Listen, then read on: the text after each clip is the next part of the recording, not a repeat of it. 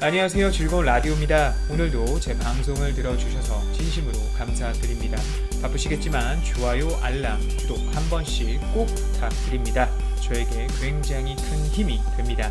자, 오늘의 제목, 삼성, SK, 대한민국 최고 업체들이 합심해서 일본을 작살내는 현재 상황, 대량 생산 시작되면 일본 1등 기업들 줄도산 초유의 사태라는 주제로 여러분들과 한번 이야기해 보도록 하겠습니다. SK의 대형 투자와 소재 국산화까지 합쳐지면서 삼성과 협력하려는 움직임을 보이고 있습니다. 최근 SK가 LG 실트론을 인수하면서 세계 반도체 웨이퍼 시장에 갑자기 진입을 하는데요. 웨이퍼란 반도체 소자를 위해 세우는 땅이라고 보시면 됩니다. 우리가 땅 위에 아파트를 올리듯이 반도체 분야에서는 웨이퍼라는 땅을 파내고 그 위에 여러가지 반도체 공정을 통해 실제 반도체 칩을 완성시키는데요. 일본 수출 규제 및 화이트리스트 제외로 사실 가장 문제가 되었던 게 EUV 포토 레지스트였지만, 개인적으로 이 분야에서 제가 공부도 하고 있고 대학원 생활을 하고 있는 저는 오히려 웨이퍼를 제재 품목으로 넣는다면 정말 사태가 심각해질 거라고 개인적으로 생각했습니다. 실제 웨이퍼는 간단해 보이지만 원심력을 활용한 초크라스키 공법을 통해 생산이 됩니다. 그리고 이 과정에서 실리콘 결정 방향과 웨이퍼의 순도가 결정되고 정밀하게 자르는 과정에서 이 웨이퍼의 평탄도가 결정이 되는데, 아무래도 정밀기계 쪽으로 많이 발달되어 있는 일본과 독일 및 미국 몇 업체가 이 시장을 주도하고 있습니다. 실제 일본의 썬코라는 업체가 실리콘 웨이퍼 시장에 50% 이상을 장악하고 있을 정도로 우리나라 반도체 업체들 또한 이 업체의 의존도가 높습니다. 하지만 SK는 당장의 어려움보다 미래를 위해 과감한 투자를 집행합니다. 바로 듀퐁사의 반도체 웨이퍼 사업부를 인수하는데요. 특히 이 사업부의 특징은 SiC 기반의 웨이퍼를 지속적으로 투자해왔다는 점입니다. 실리콘 카바이드, 즉 SiC 웨이퍼의 경우는 사실 군사적 목적과 많이 연결되어 있었고 기술적으로 난제가 많았기 때문에 시장 진입이 쉽지 않은 상태였습니다. 실제 듀퐁, 큐식스 같은 소수 업체들만이 이 시장을 선도하고 있는데요. 그 중에서도 듀퐁의 매출이 눈에 띄는 부분인데 SK는 정말 신의 한 수로 듀퐁의 웨이퍼 사업부를 인수한 것이죠. 우선 이 실리콘 카바이드 웨이퍼의 특징은 초고속 고전압을 견디는 특성이 있는데요. 절연 파괴 광도가 높아 실제 높은 전압이 걸려도 칩이 사망하는 일이 거의 없고 오작동하는 경우도 거의 없는 굉장히 정확도가 높은 반도체입니다. 심지어 현재 일반적인 반도체가 견딜 수 없는 고온에서 정상 작동이 가능하다는 장점이 있습니다. 하지만 실제 웨이퍼를 생산하는데 기술력이 필요하고 너무 비싸기 때문에 강대국들의 무기 제조에 들어가는 웨이퍼였습니다. 수천만 분의 1초의 데이터를 정확하게 계산하고 데이터를 읽어내서 미사일을 유격한다든지 방향 결정에 있어 아주 엄청난 성능을 자랑해 왔거든요. 하지만 최근 자동차의 패러다임이 바뀌어가는 과정에서 SK가 인수하는 실리콘 카바이드 웨이퍼가 엄청난 각광을 받고 있습니다. 실제로 자동차의 동력 패러다임이 내연기관에서 점점 하이브리드, PHEV, 전기차 등으로 넘어가고 있는데요.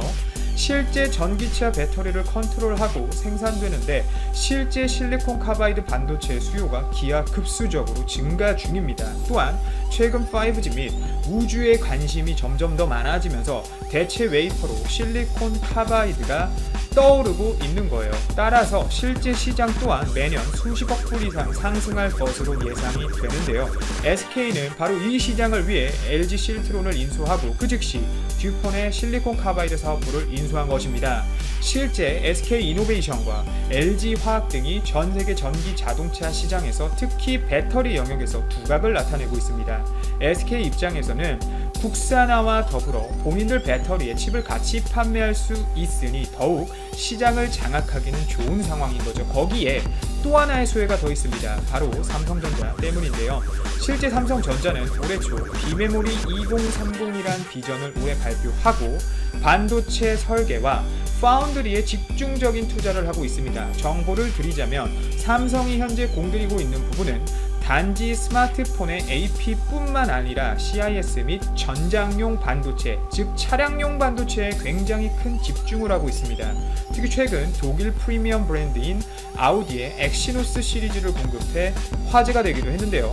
하만을 인수해서 자동차 엔포테인먼트 시장을 장악하고 동시에 자율주행에 있어서 필수적인 철저한 안전을 보장하고 초고속 계산이 필요한 반도체 시장을 장악하려는데 그에 필요한 웨이퍼가 바로 실리콘 카바이드 계열의 웨이퍼입니다. 현재 일본은 실리콘 카바이드 계열보다 그냥 실리콘 웨이퍼에 집중하고 있는 상황입니다. 실제 안정을 추구하는 국민 정서에 더불어 기업까지 비슷한 정서를 갖고 있는데요. 실제 일본 웨이퍼사들은 이미 실리콘 웨이퍼 시장에서 선두를 달리고 있어서 차세대 웨이퍼 시장에 집중적인 투자를 하고 있지 않습니다. 하지만 앞서 말씀드렸듯이 기술이 발전하고 각종 패러다임이 변하는 현재 상황에서 미래 시장은 더욱 다변화될 텐데 현재 우리나라 SK하이닉스와 삼성은 철저하게 이 부분을 준비하고 있는 상황입니다.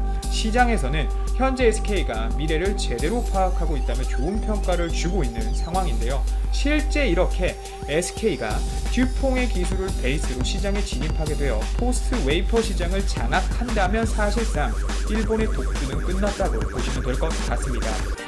실제 이런 예는 여러 곳에서 찾아볼 수 있습니다. 바로 일본의 JDI인데요.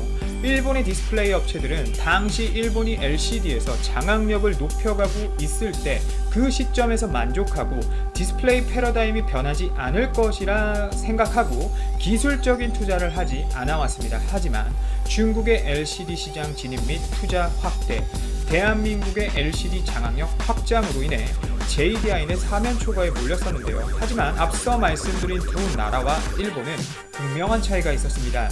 앞서 말씀드린 우리나라 같은 경우는 LCD를 넘어선 차세대 디스플레이에 동시에 집중적인 투자를 하고 있었습니다. OLED 및 마이크로 LED인데요.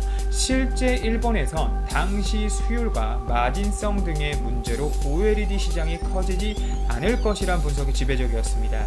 당시 OLED 기술이 많이 발달하지 않은 상황이었고 LCD로도 충분히 남겨 먹는 게 많았기 때문에 일본은 OLED 시장이 그렇게 매력적이지 않은 시장이었거든요.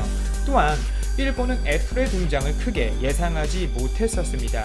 하지만 애플의 등장과 동시에 스마트폰이라는 세상을 바꿀 만한 시장이 갑자기 등장해 급부상하게 되었고 일본의 예상과는 너무나도 달리 스마트폰의 등장으로 인한 중소형 OLED 패널의 수요가 천문학적으로 급증하게 되면서 파나소닉, 소니, 샤프전자 등은 LCD 사업부를 포기하거나 다른 나라에게 매각하는 등 JDI로 통합하는 수모를 겪었어야 했습니다. 하지만 이에 반해 삼성전자는 꾸준히 기술 투자를 해왔고 생산 경험을 바탕으로 중소형 OLED 시장을 현재 독점하고 있다시피 하죠. 점유율이 무려 90% 수준에 이릅니다. 결국 시장의 패러다임 변화를 예측하지 못한 일본은 이런 대표적인 TV 시장 외에도 사업을 포기해야 하는 경우가 많았습니다. 아마 웨이퍼 시장도 그렇게 되리라 저는 생각합니다. 현재 삼성과는 조금은 방향성이 다르지만 SK 같은 경우는 실제 여러가지 사업을 다변화하기 위해 노력하고 있습니다. 최근 D램과 낸드 값이 바닥을 찍고 반등하는 모습을 보여주면서 SK하이닉스를 필두로 해서 다시 힘을 내고 있는 것 같은데요. 또 SK 같은 경우는 직접적인 소재 업체인 SK머터리얼즈까지 가지고 있습니다. 최근 미중 무역 전쟁, 일본의 수출 규제 등으로 가장 기본이 되는 소재와 부품 쪽에서 어려움을 겪었지만 기존 산브라질소의 시장 점유율과 기술을 바탕으로 올해 안에 일본 수출 규제 품목인 고순도 액체 불화수소까지 생산한다는 목표를 가지고 있습니다. 이렇게 되면 생각보다 빠른 국산화로 오히려 삼성과 SK하이닉스 모두 일본의 수출 규제로부터 빠르게 리스크를 벗어날 수 있고 공급망 다변화를 통해 오히려 세계적인 평가에서 더욱 신용도가 높아질 것이라고 생각합니다. 그리고 지금 들리는 소식에 의하면 아베가 최근 동일본 대지진과 관련해서 원자력 발전소를 제대로 관리하지 못한 관계자들의 재판식에 참여했고 실제 무언의 압박을 통해 재판장들이 해당 관계자들에게 무죄를 판결했다는 소식이 현재 화제인데요. 특히 최근 방사능 오염수를 태평양에 방류할 수밖에 없다는 표현을 하며 사실상 그렇게 하겠다고 전 세계에 선포를 하고 있는 이 일본 정부, 정말 황당하고 어떤 표현을 해야 할지 모르겠습니다. 개인적으로 이런 방사능 문제에 대해서 미국이 아주 심각하게 받아들이고 영향을 받는 연안들의 주민들이 여론을 통해 좀 강력하게 나오면 조금은 달라지지 않을까 하는데, 우리 청취자 여러분들 항상 바다 음식들 원산지 꼭 확인하시고 조심하셔야 될 것 같습니다. 오늘도 제 방송을 들어주셔서 진심으로 감사드립니다. 이만 방송을 마치도록 하겠습니다. 감사합니다.